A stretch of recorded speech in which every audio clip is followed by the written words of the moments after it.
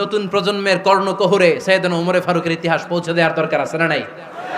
ওমরে ফারুকের ইন্তেকালের ঘটনাটা বলেই আমরা মুনাজাতের দিকে যাব। শুনবেন? শুনতে চান? উনি স্বপ্নে দেখলেন একটা লাল মোরগ ওনাকে 3টা ঠোকর মেরেছে। কয়টা? উনি জুমার নামাজে, জিলহজ মাসের শেষ সপ্তাহে জুমার নামাজে বললেন যে একটা লাল মোরগ 3টা ঠোকর মেরেছে। মুগীরা ইবনে শুবা রাদিয়াল্লাহু তাআলা আনহুর দাস আবু লুলু আল মাজুসি, এই লোকটা খঞ্জর বানাতে পারতো। মুগীরা রাদিয়াল্লাহু তাআলা আনহুর দাস। মুগীরা প্রতিদিন 4 দিরহাম করে চার্জ করতো, যেহেতু দাস। সে এসে বিচার দিল, আমিরুল মুমিনিন, মুগীরা আমার থেকে বেশি টাকা চায়, জুলুম করে। ওমরে ফারুক বললেন, তাই? তুমি কি কাজ জানো? বলে, আমি খঞ্জর বানাতে জানি। বাড়ি কই? পারস্য। আরে তুমি খঞ্জর বানাতে জানলে তো 4 দিরহাম অনেক কম, সে তো আরো বেশি টাকা নেওয়া দরকার ছিল তোমার থেকে। আবু লুলুর এই কথা পছন্দ হয় নাই। সে কয়, ওমর, তুমি সবারে দয়া দেখাও আর আমার ক্ষেত্রে কঠিন নিয়ম বানাইলা, দাঁড়াও, এই নিয়ম তোমারে আমি দেখাবো। এই রাগে সে বাড়িতে যে একটা খঞ্জর বানালো। কি বানালো? খঞ্জর চিনেন? ছোট্ট ছুরি। কিছুদিন আগে ওমানের সুলতান কাবুস ইন্তেকাল করেছে, জানেন আপনারা? ওনার এই কোমরের মধ্যে খঞ্জর থাকতো, ছবিতে দেখছেন? আরব শায়েখ যারা সুলতান, আমির, কোমরে কি থাকে? ছোরা থাকে, খঞ্জর। সে বাসায় যে একটা খঞ্জর বানালো, যেই খঞ্জরের 2 মাথা, লাহু রাসান ওয়া মাকবাদাতুহু ফি ওয়াসাতি, আর ধরার হ্যান্ডেলটা মাঝখানে, এদিকেও ছুরি এদিকেও ছুরি, যাতে এইভাবে মারা যায়।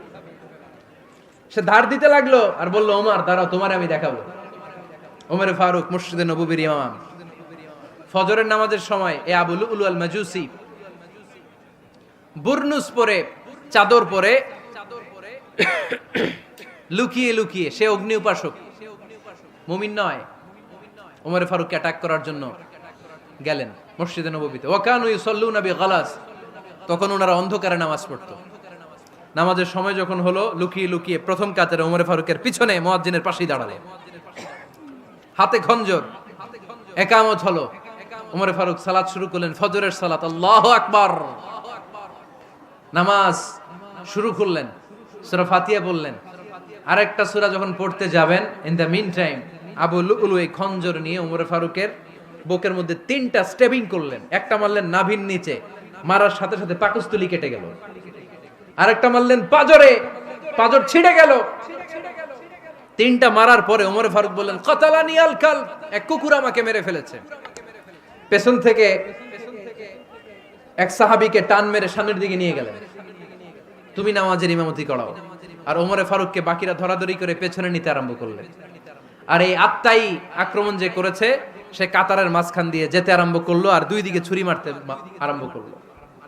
13 জন সাহাবীর গায়ে ছুরি মেরেছে, 7 জন সাহাবা স্পট ডেথ, জায়গায় মৃত্যু। এই ভয়ঙ্কর অবস্থা দেখে এক সাহাবী বুরনুস, এক ধরনের জুব্বা আছে মাথাওয়ালা, অনেকে জ্যাকেট পরছেন না এরকম মাথাওয়ালা, লম্বা জুব্বা আছে, আরবরা শীতে পরে মাথাওয়ালা। এই মাথাওয়ালা জুব্বা বের করে এক সাহাবী জালের মতো তার দিকে উড়ায় মারল। ওই বুরনুসের মধ্যে পেঁচিয়ে আবু লুলু মাটিতে পড়ে গেল আর সুইসাইড করে ফেললো, নিজের বুকে নিজে মেরে আত্মহত্যা। যেই সাহাবীকে ইমামতির জন্য দাঁড় করালেন, উনি ছোট্ট সূরা দিয়ে, প্রথম রাকাতে সূরা আল কাউসার, দ্বিতীয় রাকাতে সূরাতুল ইখলাস দিয়ে নামাজ শেষ। ওমরে ফারুক বেহুশ। ওমরে ফারুক কি? হ্যাঁ, বেহুশ। সবাই কান্নাকাটি করতেছে, সবাই দেখতে গেলেন, এখন হুঁশ ফিরে না। মুখের মধ্যে, মুখ খুলে রাষ্ট্রের চিকিৎসক মুখের মধ্যে দুধ দিলেন, ওই নাভি দিয়ে দুধ বের হয়ে যায়, পাকস্থলী কেটে ওখান দিয়ে দুধ বের হয়ে যাচ্ছে। তারা বললো, ওনারে বাঁচানো সম্ভব না, দেখেন হুঁশ ফিরে কিনা। হুঁশ ফিরলে ওনার পরে কে আমির হবে, উনি যেন প্যানেল ঠিক করে দিয়ে যায়। সবাই তাকিয়েছে ওমরে ফারুকের চোখের দিকে। আল্লাহর মেহেরবানিতে ঘন্টা খানিক পরে উনি চোখ খুললেন। চোখ খোলার পরেই বলেন নাই, ও মা আমি মরে যাই। চোখ খোলার পরে উনি বলেন নাই, কে মারলো আমারে। চোখ খোলার পরে উনি বলেন নাই, আমার পরে নেতা কে হবে। চোখ খোলার পরে সর্বপ্রথম কথাটি ছিল, আসল্লান নাস, আমার নেতৃত্বে যে ফজরের নামাজটা শুরু হয়েছিল, এটাকে ঠিকমতো তোরা পড়েছিলি? আমার নেতৃত্বে যে ফজরের জামাত শুরু হয়েছিল, সেটা ঠিকঠাক মতো সমাপ্ত হয়েছিল কিনা আগে বল। আসল্লান নাস, নামাজটা হয়েছে কিনা বল। সুবহানাল্লাহ কইতে পারলেন না? This is Omar, hour super hero. নেতা অনেকগুলো লাগে না, এরকম নেতা একটাই যথেষ্ট, যে গোটা বিশ্বকে কাঁপায় দিতে পারে। চিল্লায় বলো ঠিক কিনা? আমরা চাই আমাদের ছেলেগুলো ওমরে ফারুকের মতো বড় হোক।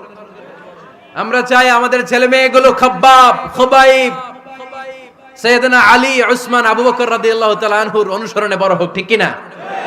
আমরা একটা ওমর চাই যিনি আমাদেরকে সালাতের শিক্ষা দিয়ে গিয়েছেন, ইন্তেকালের আগে বলেছেন সাল্লান নাস। এজন্য আমরা যেন নামাজ কখনো নষ্ট না করি। আল্লাহর জমিনে দিন বাস্তবায়ন আসাদ্দুহুম ফি আমরিল্লাহি ওমর রাদিয়াল্লাহু তাআলা আনহুর মতো এত কঠোর কেউ ছিলেন না। তাই দিন বাস্তবায়নে আমরা যেন কাউরে ছাড় না দেই। সবার আগে আল্লাহর দিন, সবার আগে আল্লাহর কোরআন, সবার আগে আমার ইসলাম। ঠিক কিনা? চাইলেই কেউ এদেশ থেকে ইসলামরে মিটাই দিতে পারবে না। যে দেশে আল্লাহু আকবার ধ্বনির সাথে সাথে সূর্য উঠে যায়, আল্লাহু আকবার ধ্বনির সাথে সাথে সূর্য ডুবে যায়, সে দেশে আর কিছু থাকবে না থাক আমার ইসলাম থাকবেই, আর কিছু থাকবে না থাক আমার কোরআন থাকবেই। সে ইসলামের সাথে থাকতে রাজি আছেন তো? কোরআনের সাথে থাকতে রাজি আছেন তো?